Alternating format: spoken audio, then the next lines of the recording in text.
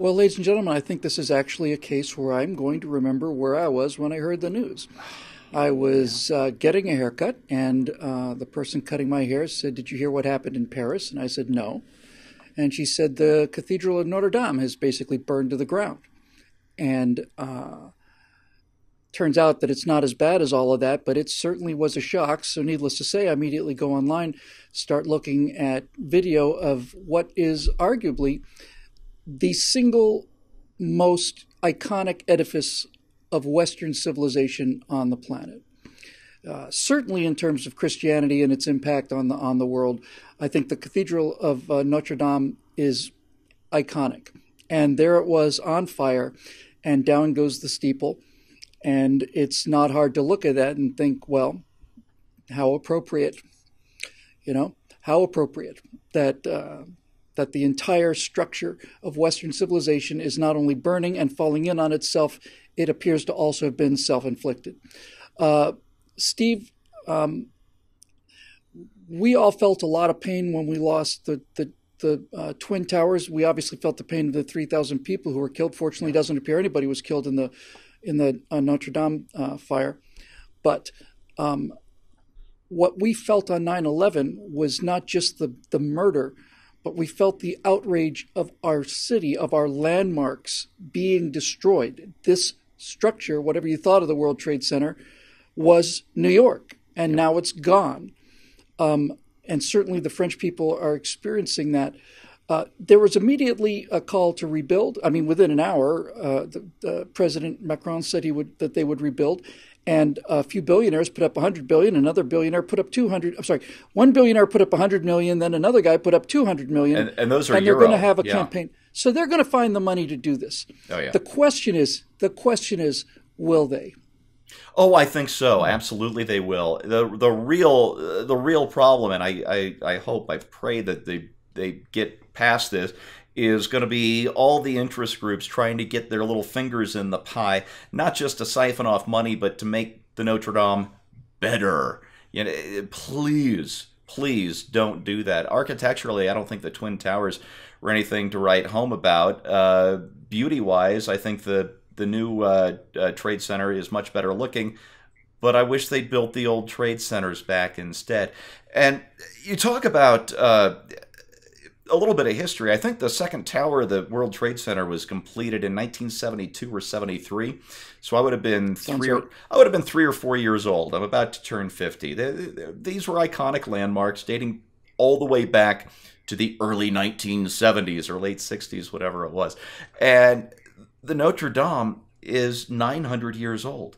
It took the towers were 30 years old or something. Yeah. Not even 28, something like that. Yeah, it took 77 years to build this thing, and it has withstood so much. Dear God, it withstood the terror and the French Revolution, when the radical murderous atheists were going hog wild across the entire country. Mm-hmm. And yet the cathedral stood. And if that isn't a testament to everything that's great about Western civilization, I don't know what else is.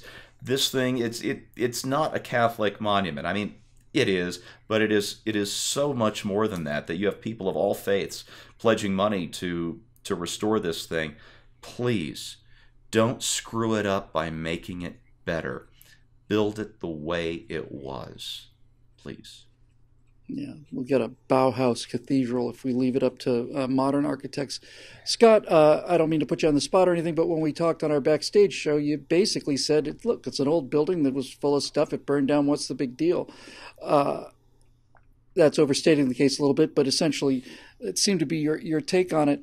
The history of Europe is the history of Christianity, and all of the values that make American freedom possible are these Judeo-Christian values that were transmitted down through Europe and are really sort of made manifest by the cathedrals that were built during the period, and of which the most famous and probably the most beautiful was the cathedral at Notre Dame. It is the end result of hundreds of years of Christianity. It was 80 years to build it. And it's been there, as Steve pointed out, for 700-800 years, survived revolutions, World War I, World War II, survived socialism, survived everything. It's still there.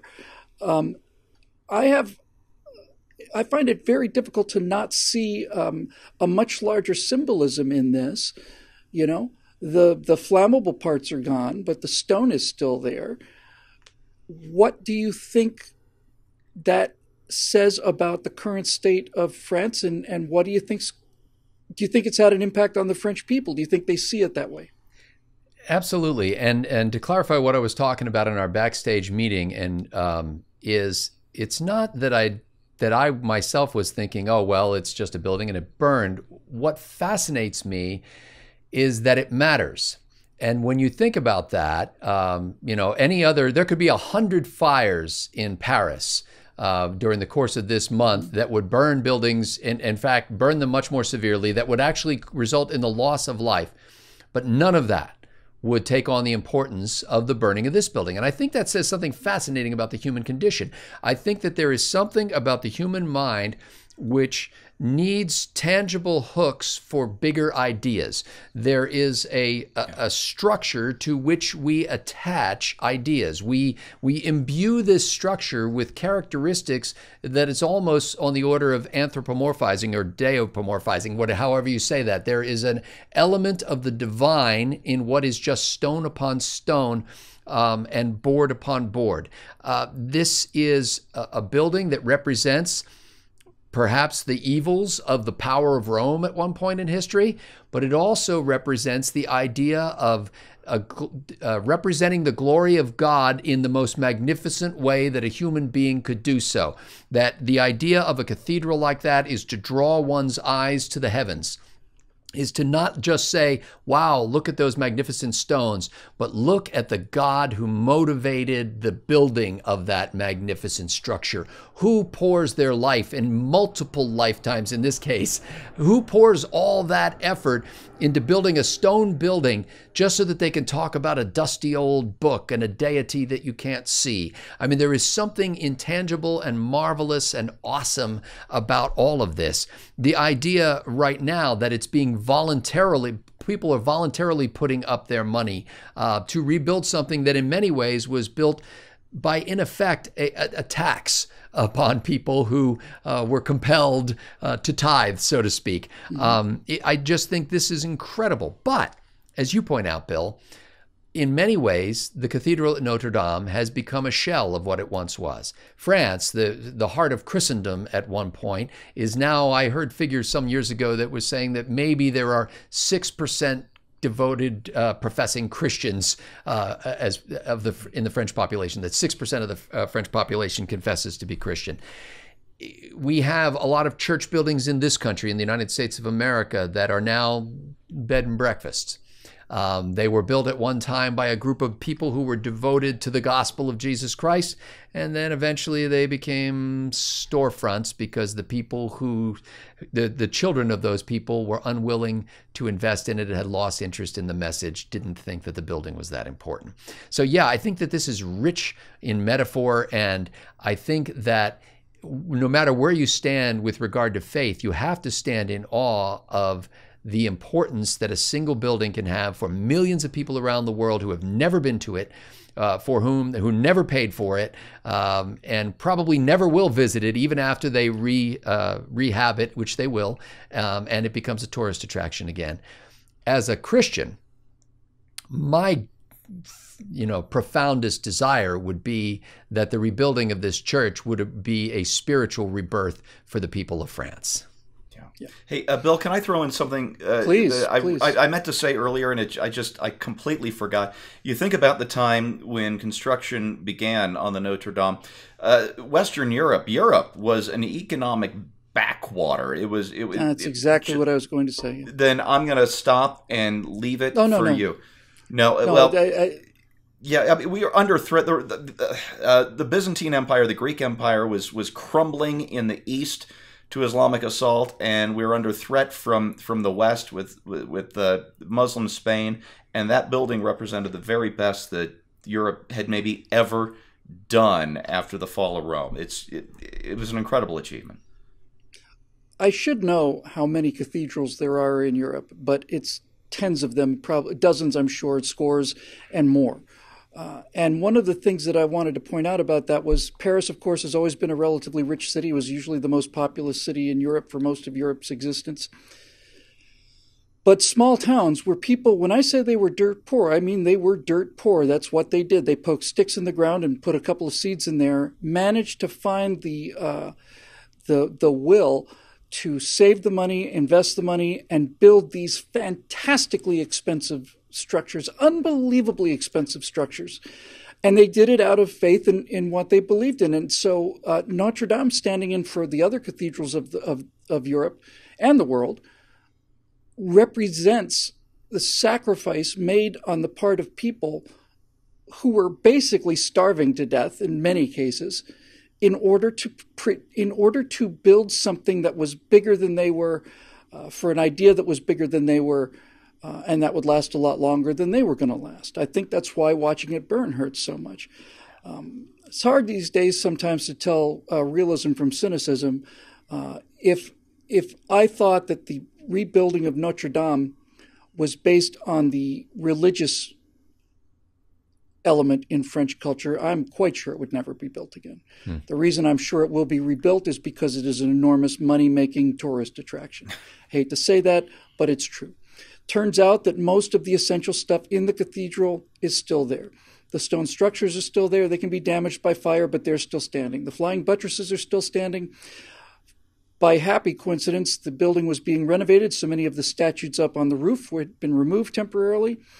And thanks to heroism of firefighters and priests, virtually everything of value on the inside of the building has been removed. Most of what went was elaborate wood structure, the stone that created what we call the entire idea of free market labor was invented by stonemasons who had so much skill and were in such demand they were able to actually create themselves as an independent class of people.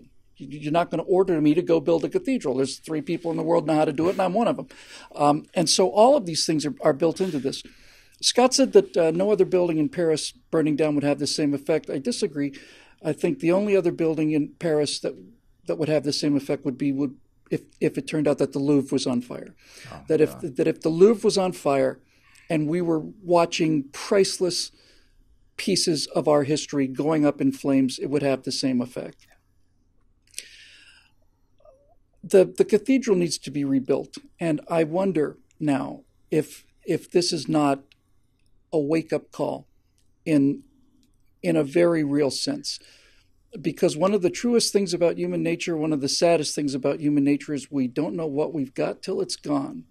And I think Parisians and French people and people around the world watched that cathedral burn and began to realize it's gone. Well, by the light of the morning, we find out that the important parts of it are still there, that it is, in fact, something that can be rebuilt, restored, and so on. It's still there. The bones are still there. The question is now, are the bones of Europe still there? We've seen the thatched roof of European culture burn like there's no tomorrow for the last 10 or 15 years, Paris being the epicenter of this. The question now will be, will the French people realize from this nightmare shock of watching this thing burn to the ground, will they realize that it was going to burn to the ground if they'd stayed on the path that they were on, and now is a chance for them to actually resurrect the cathedral, resurrect the ideas behind the cathedral, and resurrect and rebuild their own culture, which has done so much to contribute to culture throughout the world, not the least of which the United States of America. So, up from the ashes, I guess we'll see. But sometimes it's good to have an example of something you love on fire. Not just figuratively on fire, not just sometime in the future on fire, not just maybe on fire, but something you love burning right in front of your eyes tends to focus the mind, and I guess we're going to see whether or not that's going to be what happens in this case. This show and all the other Right Angles and Bill Whittle Nows and Firewalls are made possible by the paying members at BillWhittle.com. If you believe in capitalism, if you believe in the values that we're talking about here, we would love to have you as a member because these shows, like Cathedrals, cost money to produce. Not quite as much money, but still. we'd love to have you over there, and we certainly need your support. So until next time, for Scott and Steve, I'm Bill Whittle. We'll see you next time on Right Angle.